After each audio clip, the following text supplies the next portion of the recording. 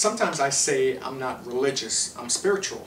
And whenever I say that, it always, or religious people tend to think I'm using a disparaging remark against either them or their religion, when all I'm doing is really attempting to explain my intentions. And what I mean by that is, I really don't make any decisions based on religious dogma. Religion tells me to do X, religion tells me to do Y, but I never really base any decisions that I make, any conscious decisions, based on anything that I've learned regarding religion. But I base the majority of my decisions on my spirit. And what I mean by that is, yesterday I made the video and I said, okay, today we're going to be talking about health, and we're going to be talking about, we have this PowerPoint we're going to be using. But when I woke up this morning, before I even check any emails that came in, before I even check any of the responses to the video, my spirit is telling me, or my spirit told me, that's not what we're going to talk about today. I want you to go back in there and I want you to expand on the idea of what's going on in the earth, the consciousness, and that's what I want you to talk about. And again, I'm very reluctant because I know I don't want to talk about this stuff. I don't want to talk about the earth changes. I don't want to talk because a lot of people cannot see it. And I feel like Morpheus in the Matrix. I understand what Morpheus meant when he was explaining to Neo the whole situation of the Matrix.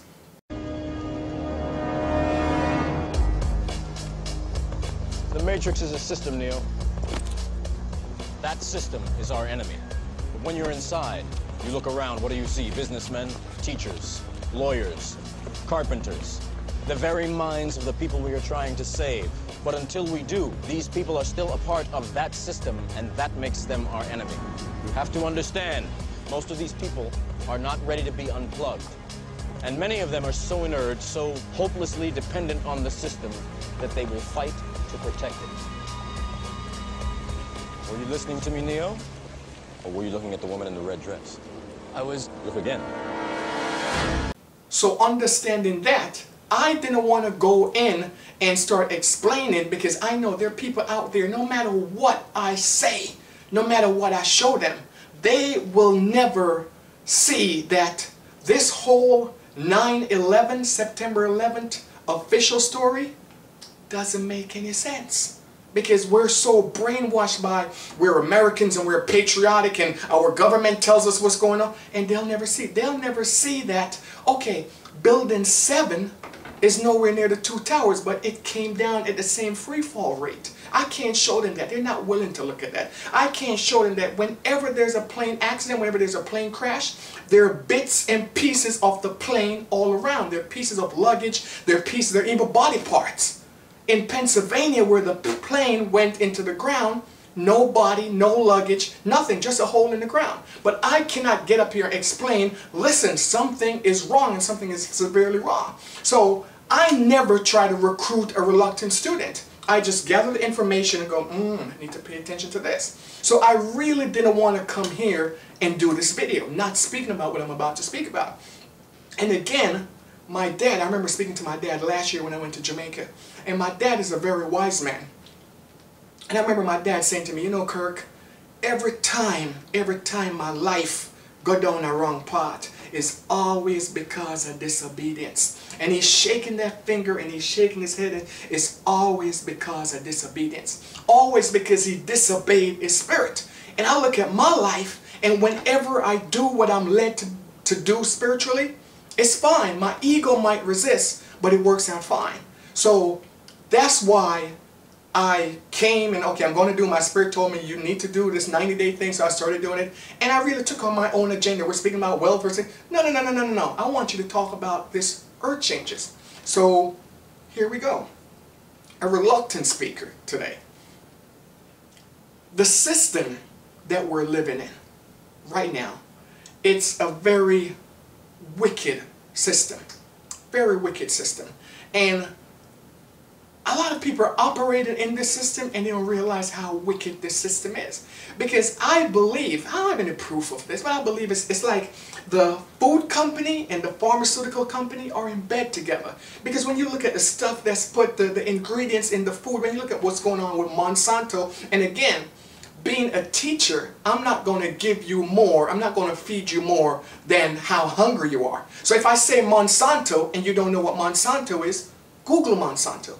Do the research for yourself. But if you look at what Monsanto is doing with their food supply, it's like they're creating all this food that will definitely, if you ingest this food, it's going to make you sick. And then we have the pharmaceutical company who's waiting for you to get sick, and they come in with their product and they say, well, this product will reduce your symptoms.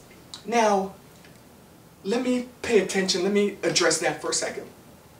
If you're having a headache, it's your body sending an alarm. It's sending the symptoms of the consciousness that regulates the body and keep the body healthy. Is saying, listen, something isn't right. Chances are you're dehydrated if you're having a headache, by the way. 90% of the times you're dehydrated. You just need to hydrate the body. So the body says, the consciousness says, listen, something is off. We need to sound the alarm. They pull the alarm, headache goes off.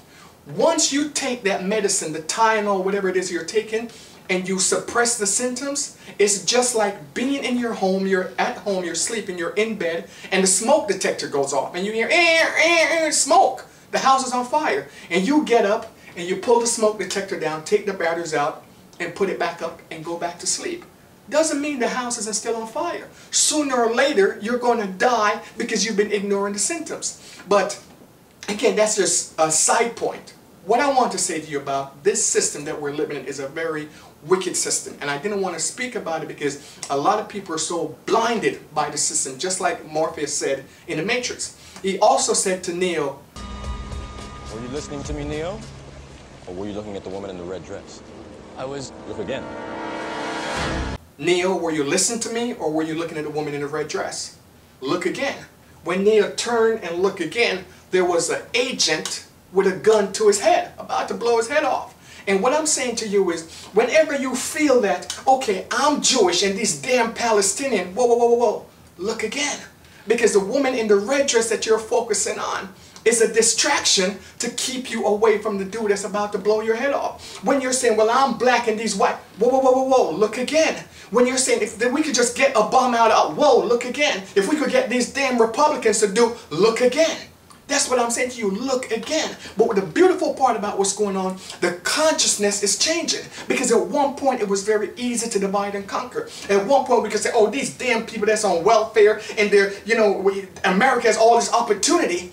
And they brainwashed us into believing that, so come on, get your house, get your mortgage, you can have this huge house and anybody can afford a house. And while you're criticizing these people who are on welfare and they're supporting the system is taking care of them, you went and you got your big house and the government, the system just pulled the rug from under your feet.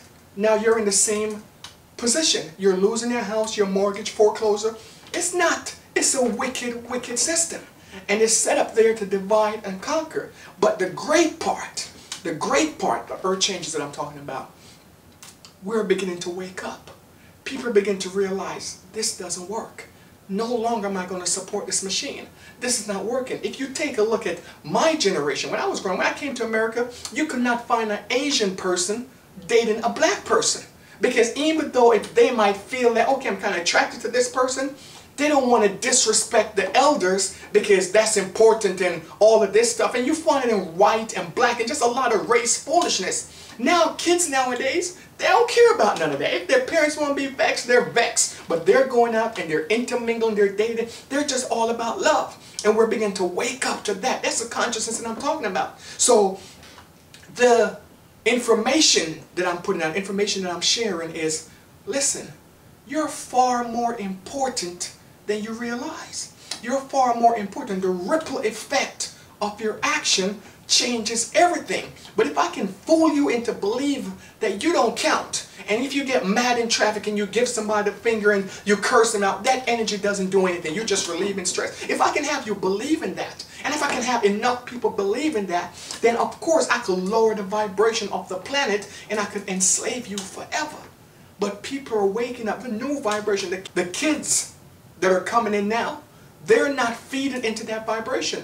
Kids are leaving high school realizing that I don't want to go to college and come out and be $100,000 in debt and have to be a slave to a system to pay off this debt. I'm not going to college. I'm going to figure out to make this thing work. Before we went to school, even if we didn't feel like this is for us, we went because we want to please our parents. It's a new vibration. It's a new consciousness. And I'm saying to you, be spiritual.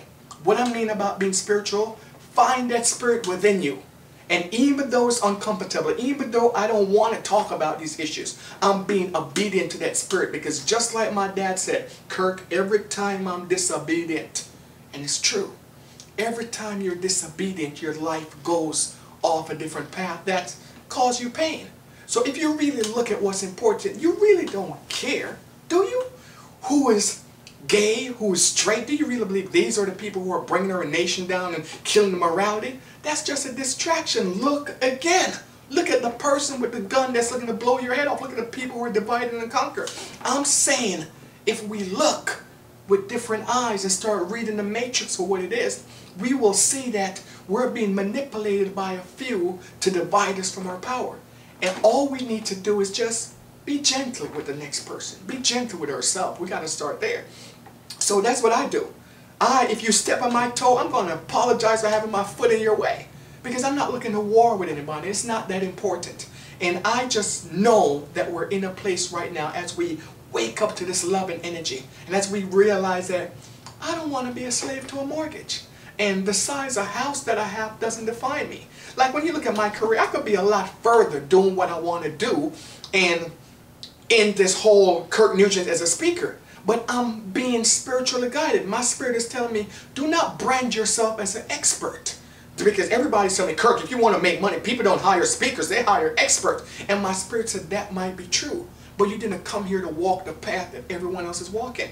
You came here for a purpose. Stay on your purpose. You're not an expert. You have some lessons that you could teach and you could offer. You have some things that you've learned and you offer them in humility. Never set yourself up on a platform and a pedestal that I am the speaker and I know this, and never ever do that. Humble yourself. Stay humble. Let someone tell you, oh Kirk, you should be a lot further. You should be this. They don't know your spiritual path. The same thing with you. No one knows your spiritual path. They don't know what you came here to do. So operate from that place of spirit. And I'll always, no matter how reluctant I am, I'm always going to come in front of this camera. I'm going to share with you what's on my spirit. So that's it for today. Before I go, yesterday I spoke about my computer acting up and just didn't really, I didn't even want to share that with you. I was just doing what I'm guided to do. Because my spirit is saying, Kirk, I want to show you a lesson. I want to show you what you're doing. Because you're not seeing what you're doing. You're not seeing the effects of what you're doing. You just believe you're setting up a camera and you come and you're speaking for 5 or 10 minutes. But as I said that and I explained, okay, listen, the computer's acting up. Let's meet this halfway. Several people have responded. And we're not quite enough to get a computer, but we're almost there. We just need a few more people. Several people have responded and I'm very grateful. One person said, listen, I can't get your CD right now, but I believe in what you're doing.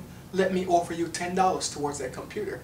And I was very humbled by that, very grateful, because I don't know, I can't see what effect these messages are having. I know, okay, a certain amount of people watch, but I might get 4 or 5 comments regarding the videos that I put out. So I'm not really feeling, okay, I don't know if people like it, I don't know if they don't like it. But regarding the comments, if you put a comment on Facebook, if you put a comment on YouTube, I see your comments. I see all the comments and I read all of them. So don't believe because I don't respond. It's just I have so many mail, so much mail rather, that's coming through every day and just a tight schedule that I can't get to all of them. But I see your comments and I appreciate them.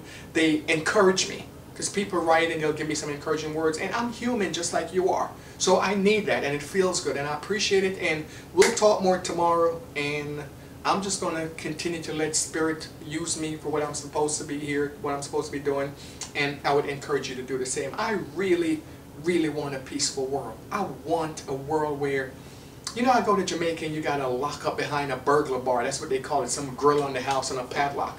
I don't want to live in prison. I don't want to be able to not go down this street and not feel love and not feel safe, and you don't want it either. But we change that by changing us, by dealing with everyone that we come into contact with in a loving manner, in a peaceful manner. So let us be the peace, let us be the change, and as we do that, the vibration of the earth will change to accommodate what we're vibrating, and we'll go through this transit in a very peaceful, in a very loving, in a very gentle manner. We could definitely do that. So I appreciate you guys, and we'll talk more. Just being obedient, you guys be obedient, and you know, in the words of Russell Simmons, God bless you and good night. Talk to you.